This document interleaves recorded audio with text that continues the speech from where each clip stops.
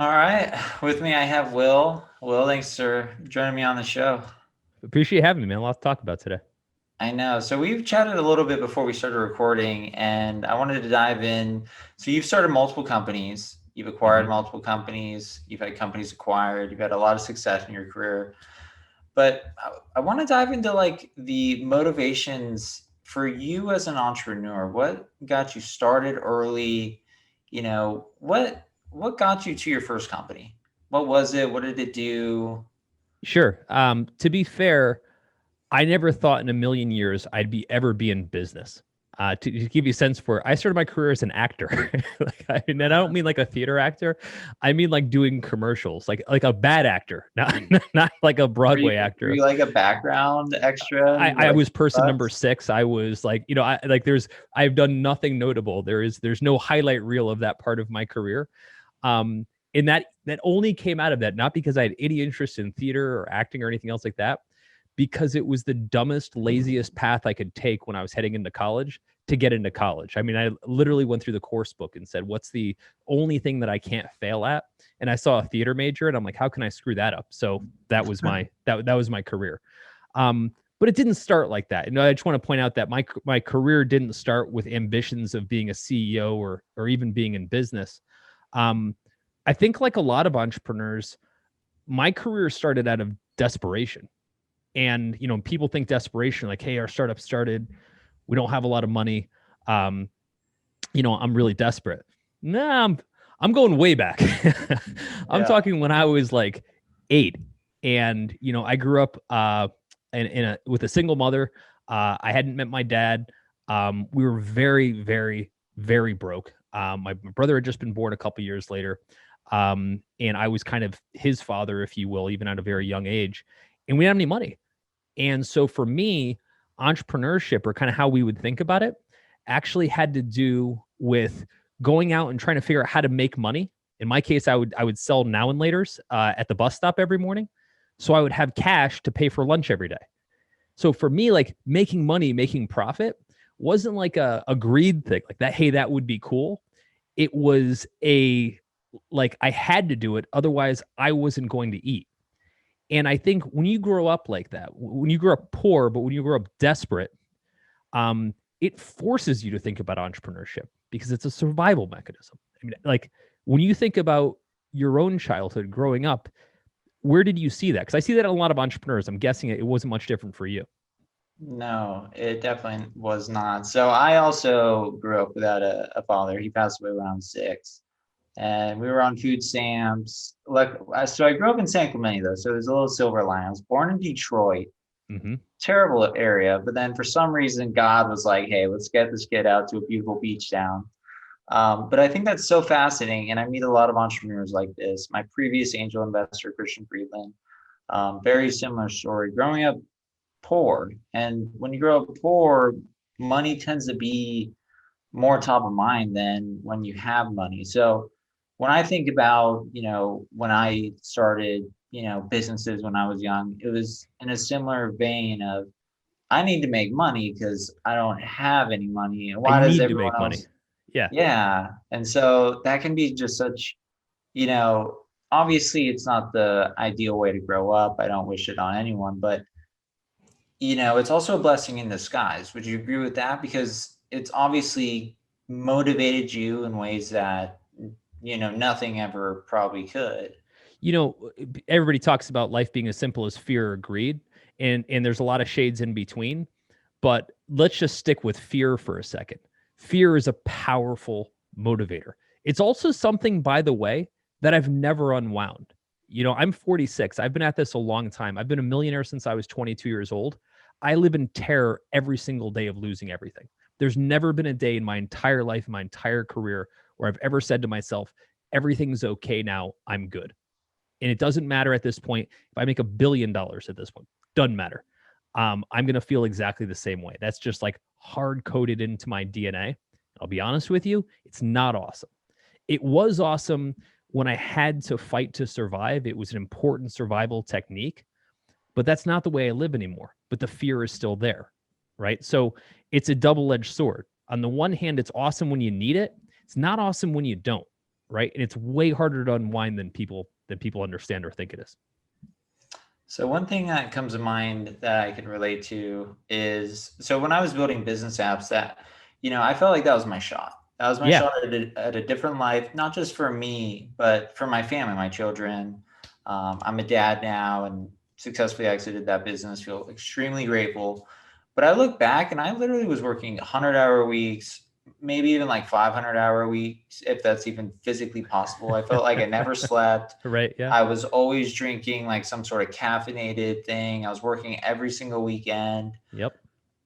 Like, sometimes like that drive, it comes from a place, in your childhood or just something that motivates you deeply. Like you said, fear. Yeah. My fear was I needed this business to be successful, and I'm willing to do whatever it takes. Right. But when I look back on it now, sometimes I think, why did I work that hard? Like, why did I push myself? Do you ever have any thoughts like that? Like where, you look back and you built these enormous businesses. Sure, it wasn't easy. I'm sure you put in a lot of similar hours. Sure. Are you ever like, why the hell did I grind that hard to get to where you are now? At that point, it made sense. I didn't have anything. I was broke. I didn't know anything. So I had to work twice as hard to make up for all the things that I didn't know. The real question would be, why are you still working like that? Because now you've done this as long as you could possibly do this. I've done 9 startups over almost 30 years.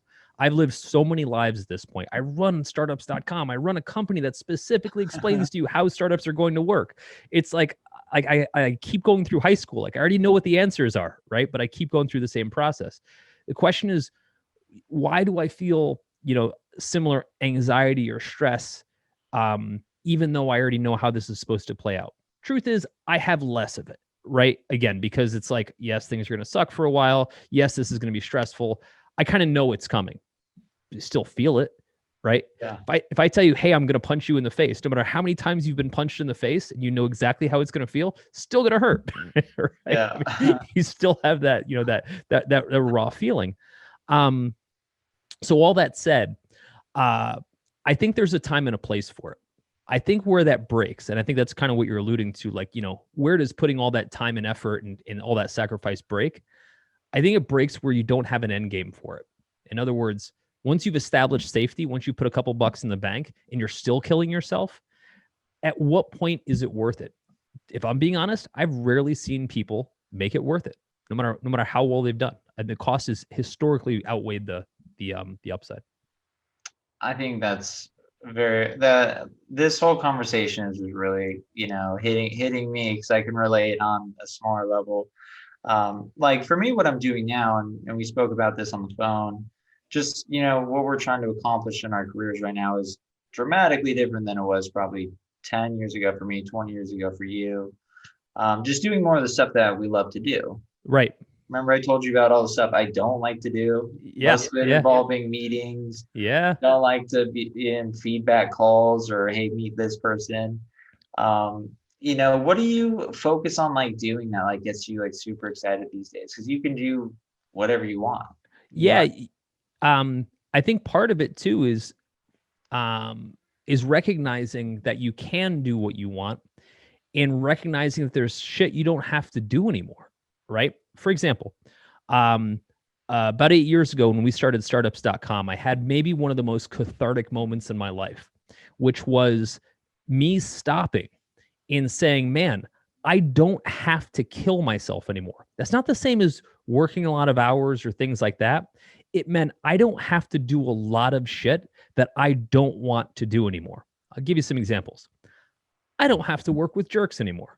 I simply just don't have to do it anymore. I used to have to. I used to have no choice. If my clients were jerks, no matter what they had to say, I had $10 million a month of payroll. It didn't matter what they had to say. I had to work with them. And people think, oh, you've got a big company, you've got optionality. No, you don't. When you owe that many people money every month, in the form of salaries, payroll, what have you, there's no way to unwind that. You have to do whatever you have to do. And that didn't feel like success to me, right? That felt like I was trapped.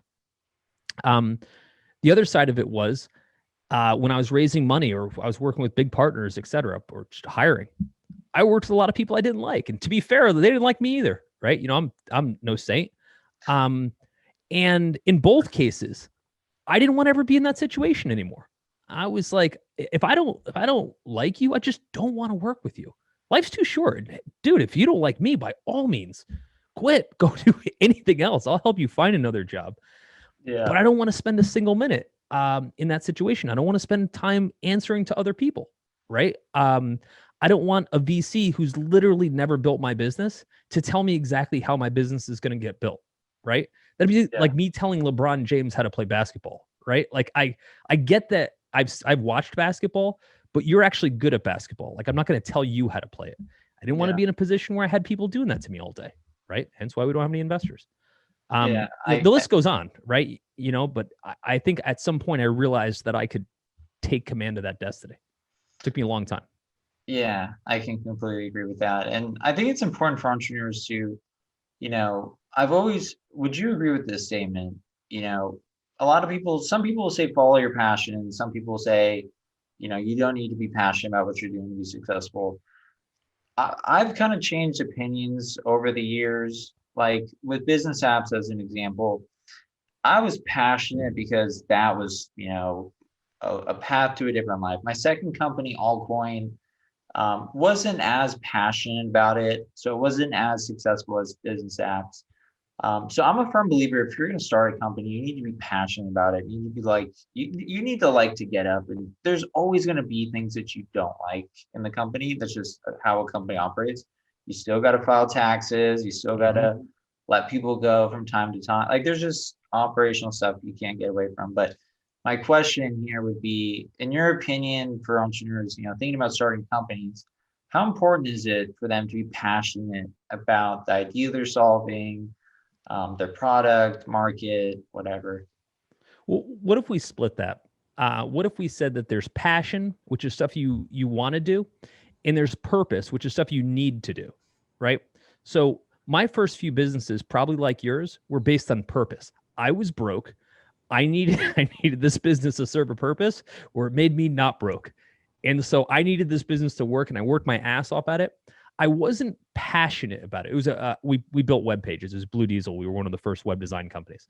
Um, I was passionate because the internet was so intriguing at that time, and I was passionate about learning how to be an entrepreneur. But I didn't jump out of bed because I was excited to build a pharmaceutical company, a website about some random drug. Right? There was just I'm not excited about that at all. Yeah. Uh, and so I couldn't even fake it. It paid well, but I couldn't fake it. So there was no passion, but it had a ton of purpose. I believed in the opportunity there. I believed in being able to grow something. I believed in giving people agency, that people that we hired to be able to go do something great in their life. All that purpose existed, but I could give a shit less about that business. I then went on to start 7 more businesses that I equally didn't give a shit about. Right now, I learned this later. I didn't go into this with this understanding. So to be clear, it wasn't like I was like, oh, I don't care about this business, but I'm going to do it anyway. At the time, I didn't understand the difference between passion and purpose. But what would happen is I would find a business opportunity, like the last one I did was unsubscribe.com, right? Which I think you mentioned that you'd used. Yeah. Use it. Um, and it was just a cool idea. I wanted to get people off email at a time when unsubscribing off email wasn't really a thing. And so I called Jamie Siminoff, who's a friend of mine who started Ring, the doorbell company, and Josh. And I said, hey, I've got this idea for something. Let's go after it. And Jamie said something to me later on, years later, that I thought was really interesting. He said, I'll never do that again. And I was like, what do you mean? He said, I'll never do something that I'm not passionate about. Right. And he said specifically, he's like, well, that was your idea. And I just thought it was a cool opportunity. I don't ever want to pursue something that's somebody else's idea, somebody else's passion, and I'm just doing it for essentially what would have been purpose. And I was like, oh, I'm glad you learned that. Then he did something he was passionate about in Ring, and look how that turned out. I did something that I was passionate about in startups.com, and now it's my friggin' dream job. I mean, I get to do this all day long. It's awesome.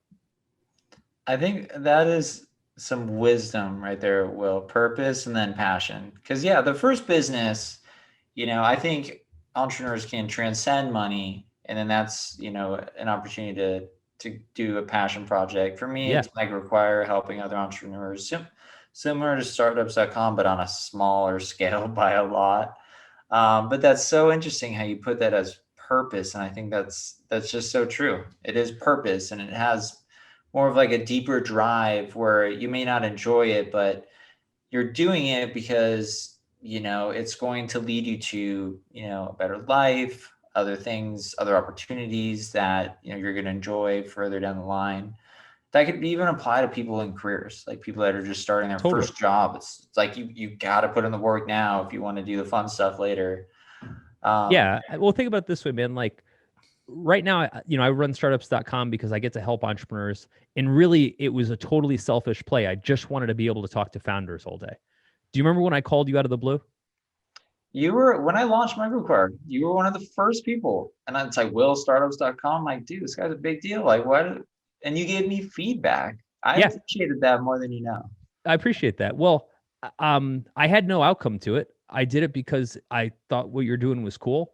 And I get to talk to you all day long, right? That's what I get to do. I didn't know how I was going to get paid for that, by the way. My whole goal with startups.com is I just want to talk to cool founders all day long. I don't know how that's a business opportunity. And it became a fairly big business, but it didn't start that way. It started because I said at the time, I don't want to do anything anymore that isn't aligned with my passion. Life's too short. It doesn't mean the other stuff I did was meaningless. I fully respect and appreciate what purpose those businesses serve to even allow me the opportunity to make that call. But listen, man, when I hit a point, I was 37 years old. I was like, look, man, I've done 8 businesses up until this point. I'm not that old, but I'm not that young. But I've been doing this long enough since I was 19 to kind of know what I want. And I don't want to spend another minute for the rest of my life doing stuff just to pay bills. I want to do stuff. I want to get up in the morning, be super fired up about what I get to do. I want my job to feel like a gift. And somehow I'll figure out how to make money at it. How would you recommend an entrepreneur find their passion? I think you could also blend purpose and passion too. Totally. And if you can, you're lucky. But I think when people say find your passion, it becomes this amorphous goal. And here's where people kind of screw it up.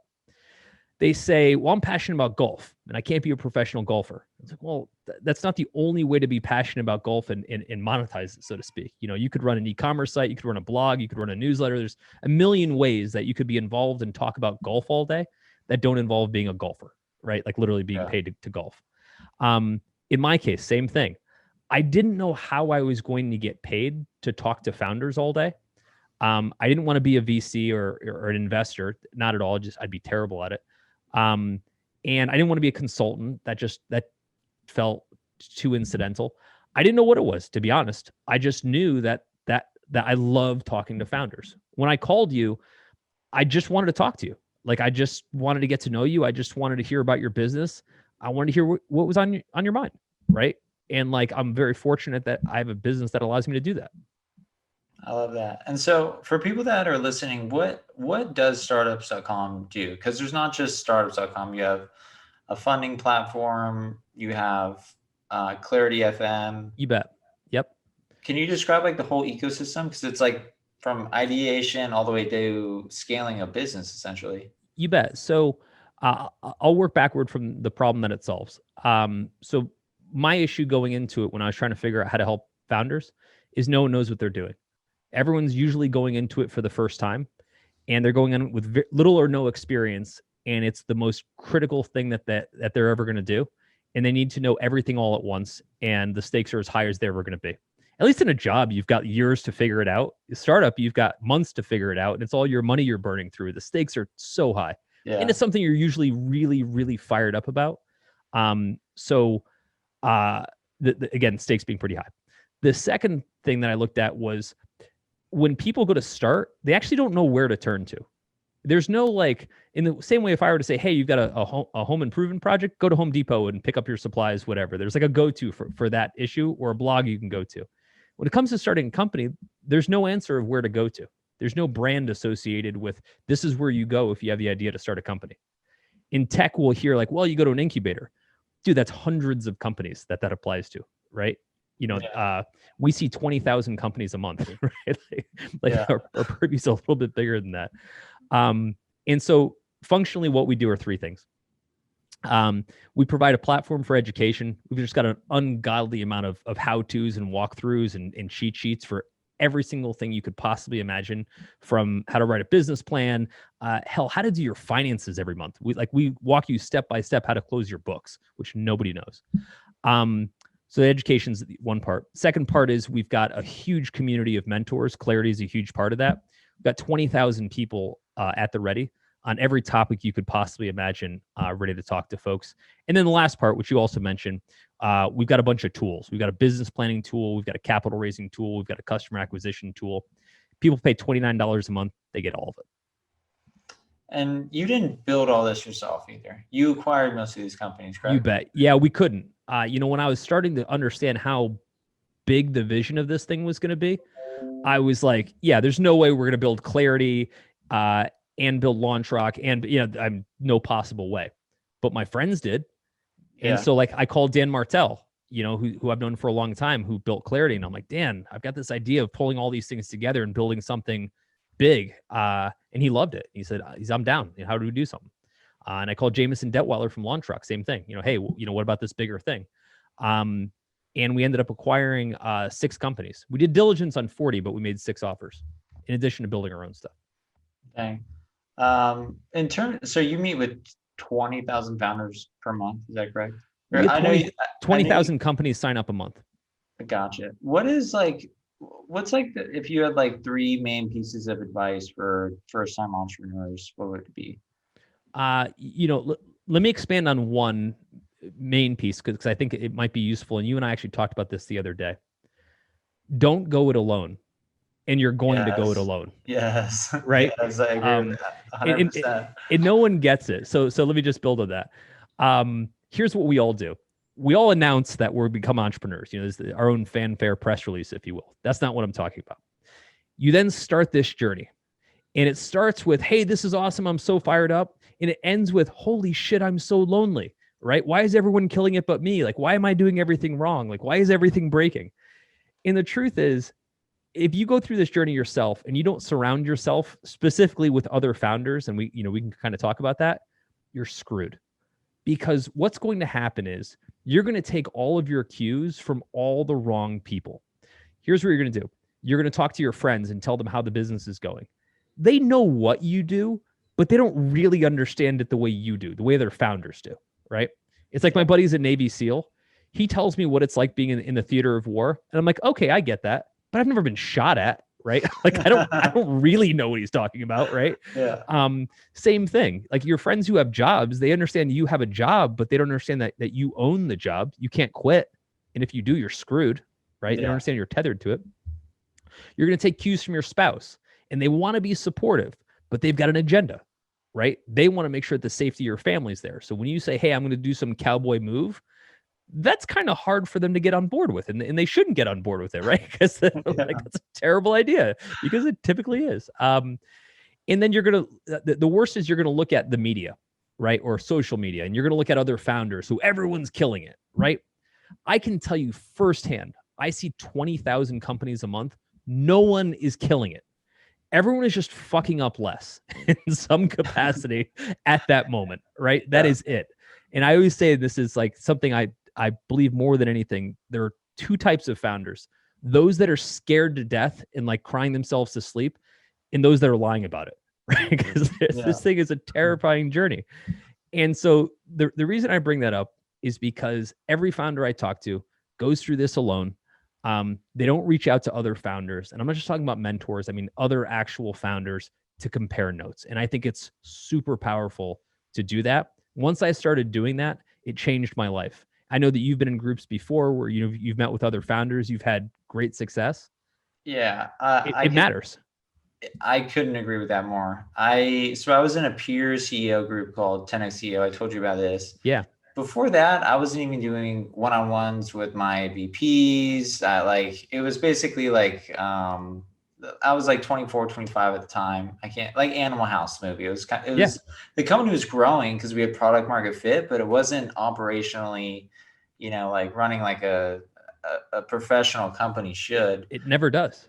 And then it wasn't until I joined a peer CEO group where they looked at my business and they were like, you you seriously don't do like meetings with your VPs? Like you don't do like these all hands, like, communication. And that's where I really learned things about, the importance of culture, the importance of, having people all rowing in the same direction, and a number of other things, but then also the support too. Because as a founder, it's one of those weird roles where you have sales, marketing, product, finance, Mhm. competition, invest, like all in your head revolving all at the same time. You don't have just one single part.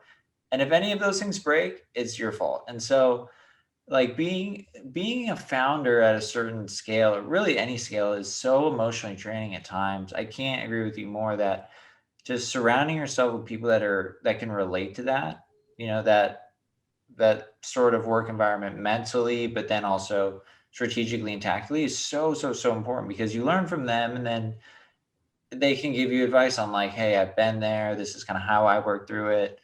So for anybody listening, I would say definitely get a group of founders together because not only is it fun, but I agree with you. You learn so much, not only about other businesses, which helps you, but also just about yourself too, and where your blind spots are. And that's where I've always gotten the most help from mentors is pointing out my blind spots. Like Andrew, you're not doing this well.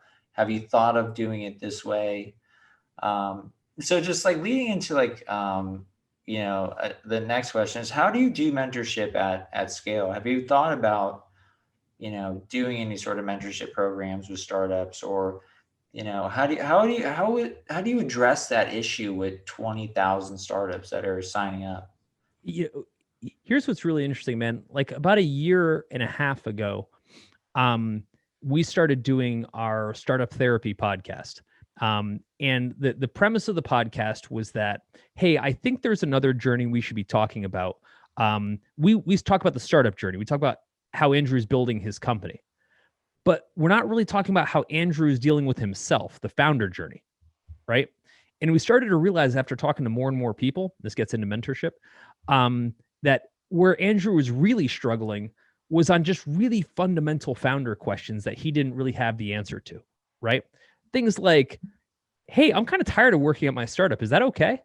Right? Or like, hey, isn't making $250,000 like a home run? Why do I keep feeling like I'm going to be a loser if I do that? Right? Like, there's all these things that kind of everyone's thinking, but no one talks about. And so about a year and a half ago, we started the Startup Therapy podcast. And I had a list of like 200 topics that I was just going to talk through. And me and my co host Ryan just started firing through each one. And we had no idea where the podcast was going to go. Worth noting, that's why it's awesome to be able to do what we do at startups.com, because it doesn't matter where it's going. So long as we enjoy it, that it gets put on the docket, then it's part of our product roadmap. But we launched it and people started to go nuts over it. Not a ton of people. It's not the world's biggest podcast, but people started to reach out to us and say, dude, like this is life changing for me. I had this one guy, and like the first month we launched it, he wrote this long like essay to me, which is so cool for him to do. He's super vulnerable and I really appreciated it.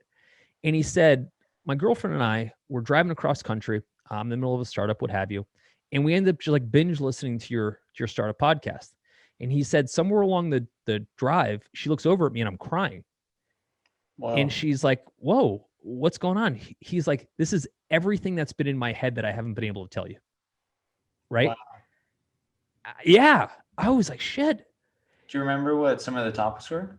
One of the early ones was the emotional cost of being a founder, meaning like we talk about the financial cost, we talk about, all the things, but like no one really talks about like what's the bank account balance of your emotions, because they're getting ripped apart every day.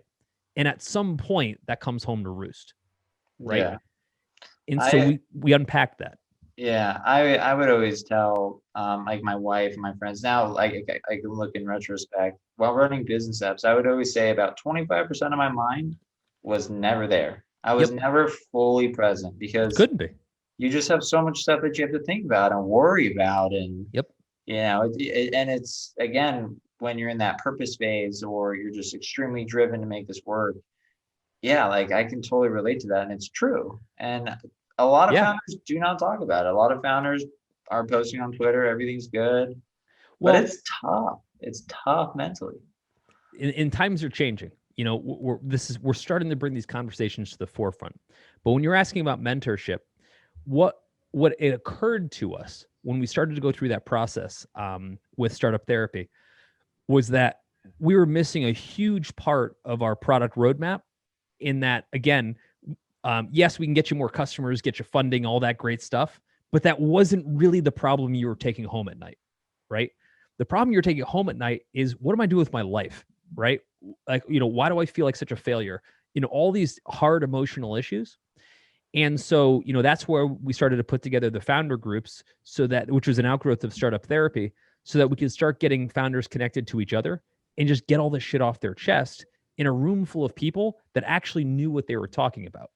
Because generally we don't have peers. You know, we have friends, which we never see, but we rarely have peers, people who actually do exactly what we do and know exactly what we're going through. And it's a huge miss. And so that's a big part of where we've been trying to get folks connected. The mentorship we've got with Clarity, there's every mentor you could ever imagine on there. They're on the phone with somebody every 90 seconds. So that, and the reviews on there, the product on there is great. I didn't build it, so I can't take credit for it. I just bought it. But it's an awesome product. What's missing now, what we're doing, what we're focusing our time on, is getting everybody's head right. That's awesome. And I couldn't agree with that more, because I feel like every founder thinks they need to build a unicorn to be successful. And that's like the worst way to have, you know, when you first start a company, if that's your goal, you have a 1% chance. And that's if you raise money of building this $1 billion company. And that journey, I feel a lot of founders raise money, or they build a product, they raise money, and then the next thing they know, they're in this environment that's hyper stressful. They didn't know what they were getting themselves into. They're extremely unhappy, when they could have just built a business to maybe $1 million a year, or like you said, even 100, whatever. It's just profitable. It pays for their life. Like I'm so in agreement with what you're saying in terms of just, I feel like our startup culture has kind of minimized what, you know, true success really is, and has sort of glamorized these $1 billion headlines where, yeah, you're worth 2 billion on paper, and you've raised a lot of money, and that's awesome. Like, hats off to any entrepreneur that can do that. But the reality is 99% of other entrepreneurs, there's a much better path that, in my opinion, they should be going down, which is, you know, don't focus on raising money, focus on customers, focus on just, like you said, being happy, and really just building a sustainable business. Like, that's a startup in my mind. A successful startup, a home run startup, is something that just pays your bills. You're your own boss, and you don't have to do the things you don't like. But, you know, I think the media has kind of, you know, as humans, we're drawn to extremes. We love to hear about billions and stuff like that. And it sounds awesome, but you know, it's not life-changing. Life-changing is $250K. I'm not saying more money doesn't change life as well, but I'm going to tell you, I've met with so many founders. I mean, I've probably had this conversation in depth over way too many vodkas with at least 1,000 founders. Everyone from folks that have sold their companies for billions of dollars, and I mean even within the past couple of years, to people who made like 200K. And they'll all say the same thing. I've never heard a deviation from this. They say, the first few $100,000 that I made that actually made me safe changed 90% of my life. The rest of the stuff where I made like, you know, hundreds of millions or anything else like that had so little net impact, right? But that's what everybody thinks they're looking for. And so, in the way I describe it to people is, focus on becoming safe first. Safety is 90% of everything you should be doing. It's also not that expensive, by the way. I think we did an episode on Startup Therapy a couple months ago talking about exactly this, like what the cost of safety is. It's way lower than people think it is. So why not optimize for that first? So Andrew, like if for micro requirements, making this up, if I could say, hey man, the probability of you getting to $1 million, making $250K a year net on a consistent basis over time, not even having to put as much work into it, is like 60%, which would still be pretty high, by the way, right? Yeah. But your probability of taking that to $1 billion is like 0.01%. It's less than that. Yeah. Why would you focus on $1 billion? That doesn't make sense. And hey, by the way, if you get it to $1 million, you can always scale it bigger. It's not like if you only focus on $1 million, somebody comes in and takes your opportunity away. Yeah. People get, wildly distracted. It's funny you say that because that's exactly what I'm doing. Like my goal is literally just to pay my property taxes, help entrepreneurs, and have fun. Yep. Because one of my favorite quotes, relating to money is money only solves money problems. Right. After a certain amount, you just buy a bigger house, you get faster cars, nothing that will truly make you happy. Firm believer about that. I learned it, a different way. So totally in alignment with that. In terms of just pay your bills, do what you love. And Well, you also don't need that much money to be safe, right? So like, if you were to put a dollar figure on it, safety starts at about $100,000 put in the bank and caps out about $250,000 put in the bank. And it's as simple as saying this: how many life problems are you likely to run into that will cost you more than the money you have in the bank? If you got $10 million in the bank, what life problem are you saving that money for? Unless have some horrendous like insurance issue or the world's worst medical issue of all time, chances are you can solve 90% of any problem you'll run into for less than $100,000, right? Safety is a far smaller number than people realize it is, but they don't quantify it. And so they just say, well, if I had $10 million, I'd never worry about money. People who say that also never made $10 million or have made $1 million. I'm telling you firsthand, the first time I made $100,000, I was 90% safe. And ever since then, when I made geometrically more, it made very little difference. Just saying. Yeah, no, I completely agree with that. I guess, final questions. What entrepreneurs do you look up to? And also, I gotta say, well, you number one, you're, impacting entrepreneurs in such a positive way. It's inspiring just to hear you say this stuff. Thanks, man. Two, and you're also probably increasing the GDP of the world with, 20,000 startups going through startups.com. Trying, man. Like, man, talk about accomplishments. And then also just the message that you're bringing to the startup community, I think is the one that everyone needs to hear. Just, redefining what success is. It's not the headlines in TechCrunch. It's not, going after the 1%. It's really understanding, what's going to make you happy. And I think, like you said it best, it's probably a lot lower than you think it is. And more achievable. Yeah. So I love what you're doing. But final questions, who do you like? I look up to you now. Like, holy shit. What entrepreneurs inspire you or have you always looked up to? I'm old school. I look up to like the Bill Gates of the world. I look up, I won't say Steve Jobs. I don't dislike Steve Jobs. I've been more kind of a Bill Gates guy. You're gonna have so many people just liking you, not liking you. Yeah, no, I have nothing against Steve Jobs. I'm not knocking Jobs. I would kill in my career to have his failures, put it that way. Guys like Gates, what I've loved about guys like that, he stayed the course, he stayed focused, he stayed on his game for so long, right? I mean, the stuff Gates is doing now is more impactful than the stuff he did at the most like impactful business side of his career. He's like, I'm going to put, a computer on every desktop. And oh, by the way, I'm going to cure malaria. Right. Yeah. I mean, this guy is baller at the nth degree. As we're recording this, we're, about a month away from our election. And I always think to myself, what if he were running the country? What if a country could recruit that level of talent and run an entire country with kind of the discipline and the focus and the outcomes that he did? Like, what would any country look like? And so I look to people who have that level of scale. Bezos definitely gets up there.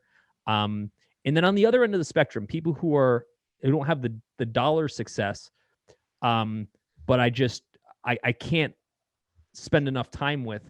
DHH from Basecamp, maybe one of the smartest people I know. And actually he was the one. He and I were sitting in Los Angeles a couple years ago. He had just moved to his house in Malibu, and we were sitting down talking, and we were having the discussion about how similar. He had a challenging childhood, and how the first $100,000 changed his life compared to where he's at now, right? And he's got this just insane lifestyle as the rich and famous life now. Yeah, he said the same thing, man. He's like, dude, honestly, like yes, I can afford more expensive stuff, but all the important purchases came like 20 years ago, Yeah. right? This is all marginal utility at this point, and he's right. But I look up to guys like him in Jason Fried at Basecamp because they pioneered the narrative that a lot of this is bullshit, and they've been adamant about it for a very long time.